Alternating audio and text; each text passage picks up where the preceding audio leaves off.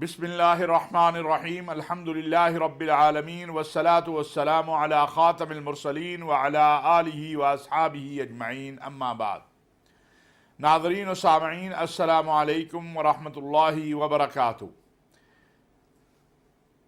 नाज़रीन, पाकिस्तान में 9 मई का दिन एक यौम सियाह बदतरीन दिन के तौर पर हमेशा याद रखा जाएगा। 9 मई को पाकिस्तान के शुहदा के यादगारों की तौहीन की गई। पाकिस्तान की मुसल्लह अफवाज की जो इमारतें थी, जो कौम की अजमत की निशानियां थी, सरकारी इमलाक थे या लोगों के ज़ाती इमलाक थे, उनको तबाह किया गया। 75 साला पाकिस्तान की तारीख में ये एक ऐसा दिन था जिसकी कोई भी ज़ी शऊर, ज़ी अक़ल, मुहिब्बे वतन पाकिस्तानी किसी सूरत तायीद नहीं कर सकता। पूरी कौम गमज़दा है, हर शख्स इस पर परेशान है कि हमारे वतन के साथ क्या किया गया। हमारे दुश्मन खुश हैं, पाकिस्तान के दुश्मन खुश हैं, इस्लाम के दुश्मन खुश हैं, पाकिस्तानियों के दुश्मन खुश हैं, मुसलमानों के दुश्मन खुश हैं कि पाकिस्तान की फौज और पाकिस्तान की कौम, जिसके इत्तेहाद की तारीख में मिसाल नहीं मिलती और जिसने एक मजबूत जंग जो दहशत गर्दी और इंतहा पसंदी के खिलाफ थी वो मिलकर जीती है, उसके दरमियान तकसीम की साजिशें करने वाले जो हैं वो इस हद तक आगे आ गए कि उन्होंने उस कौम के नौजवानों, औरतों और बच्चों को इस्तेमाल करके उनकी जहनों के अंदर जो आग एक भरी जा रही थी, उसके नतीजे के तौर के ऊपर आपने देखा कि इन अमलाक की तबाही को करवा दिया। मैं आज नहीं, हमेशा से यह बात कहता आ रहा हूं, हर हुक्मरान को, हर सियासी या मजहबी लीडर को, कि फौज के खिलाफ आप जब बात करें तो इस बात का एहसास रखें कि आप आराम से इसीलिए सोते हैं कि फौज जाग रही होती है। पाकिस्तान की फौज में आपका और मेरा भाई है, पाकिस्तान की फौज में आपका और मेरा अजीज है, कोई बाहर से नहीं आए हुए लोग। गलतियां आपसे भी हो जाती हैं, गलतियां कभी उनसे भी हो जाती होंगी, लेकिन किसी फर्द की या किसी एक शख्स की गलती को बुनियाद बनाकर पूरी फौज को मतऊन करार देना यह किसी भी सूरत दुरुस्त नहीं है। और फिर मुझे उस अजीम अरब रहनुमा का ये जुमला याद आता है जिसको दीनी, दुनियावी, जिहादी एतबार से आलम अरब, आलम इस्लाम में बहुत अहमियत मिली कि अगर तुम पाकिस्तान की फौज को कोई ऐसा काम करते देखो जो उसे नहीं करना चाहिए तो तब भी दरगुजर करो और इनको प्यार से आप समझा लें, क्योंकि ये उम्मत मुस्लिमा के जामिन हैं। आज जब core commander house Lahore, GHQ Rawalpindi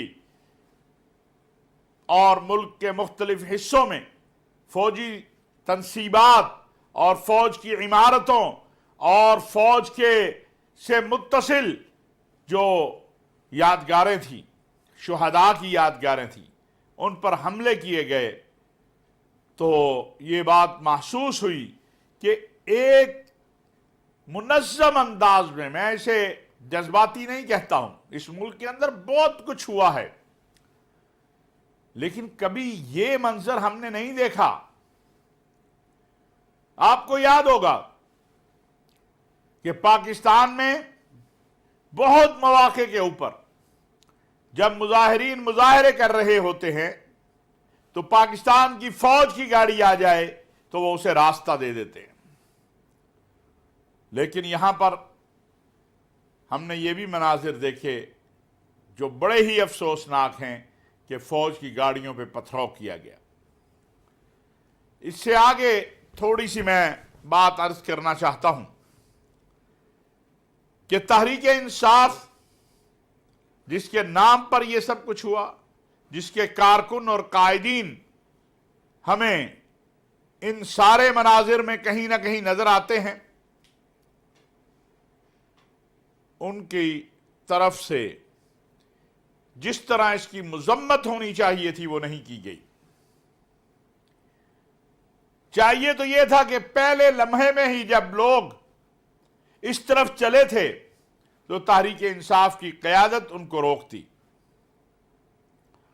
اور اگر روک نہیں پائی تھی، پہلی بات ہے روک تھی، اور اگر روک نہیں پاتی تو پھر ملک کے سلامتی کے اداروں اور پولیس کے ساتھ کھڑے ہو کے ایسے شرپسند عناصر کو قوت کے ساتھ روکا جاتا، اور اف اینڈ بٹ کے علاوہ براہ راست اس کی مذمت کی جاتی۔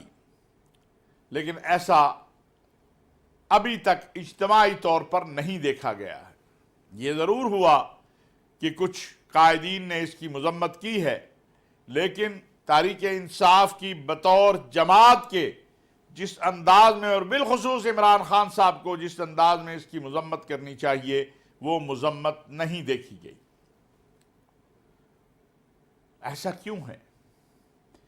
اگر آپ کا یہ دعویٰ ہے اور آپ اس میں سچے ہیں کہ یہ وطن آپ کا ہے، یہ فوج آپ کی ہے، تو پھر کس چیز نے منع کیا ہے کہ آپ ان پرتشدد واقعات کی مذمت نہ کریں؟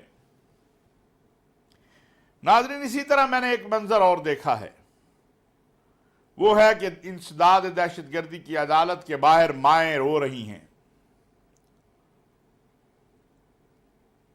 کارکن معصوم ہوتے ہیں، ان کی تربیت کرنا، ان کو راہ راست پہ رکھنا، یہ لیڈر کی ذمہ داری ہوتی ہے۔ کارکن ہمیشہ اپنے لیڈر سے بہت محبت رکھتا ہے، وہ ماں باپ سے بھی اپنے لیڈر کی خاطر جھگڑا کر لیتا ہے، وہ اپنے بہن بھائیوں سے بھی جھگڑا کر لیتا ہے۔ آج تحریک انصاف کے قائدین سے میرا ایک سوال ہے کہ وہ معصوم بچے جن کی ذہن سازی کر کے، جن کے ذہنوں میں نفرت بھر کے اس طرف لگایا گیا، ان کا مستقبل کیا ہے؟ پوری قوم متفق ہے، اور ہونا بھی چاہیے، کہ جن لوگوں نے یہ جرم کیا ہے ان کو سخت سے سخت سزا دی جائے۔ آرمی ایکٹ کی بات ہو رہی ہے، بعض لوگ اس کی مخالفت بھی کر رہے ہیں، لیکن اکثریت، بلکہ میں سمجھتا ہوں قانون کے میدان میں سیاسی اختلاف ہو سکتا ہے، کیونکہ وہ تحریک انصاف سے تعلق رکھتے ہیں علی ظفر صاحب، لیکن قانون کے میدان میں ان کی رائے ہمیشہ اہمیت کی حامل ہوتی ہے۔ انہوں نے بھی یہ کہا ہے کہ آرمی ایکٹ کے تحت یہ ٹرائل جو ہے وہ ہونے چاہیے، کیونکہ انہوں نے فوجی عمارتوں اور فوج سے منتصل جو تنصیبات ہیں، یا شہداء کی یادگاریں ہیں، غازیوں کی یادگاریں ہیں، ان پہ حملہ کیا ہے۔ اب سوال یہ ہے کہ ایک 20 سال کا نوجوان یا 18 سال کا نوجوان جو ایف اے میں پڑھ رہا تھا، جو بی اے میں پڑھ رہا تھا، جو میٹرک میں پڑھ رہا تھا، آج وہ ان واقعات میں ملوث اگر مل جاتا ہے تو اس کا مستقبل کیا ہے؟ یہ ایک المیہ ہے کہ 9 مئی نہ صرف عمارتیں اور پاکستان کا وقار اور تشخص وہ متاثر نہیں کیا، بلکہ بہت سارے نوجوانوں کا مستقبل بھی تباہ کر دیا ہے۔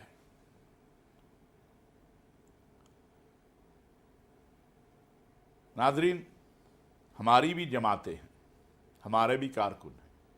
आप यकीन करें कि अगर हम ये भी देखते हैं कि ये गलत सिमत की तरफ सिर्फ इसका रुख हुआ है, ये सोच रहा है, हम उसे वहां पकड़ते हैं, रोकते हैं।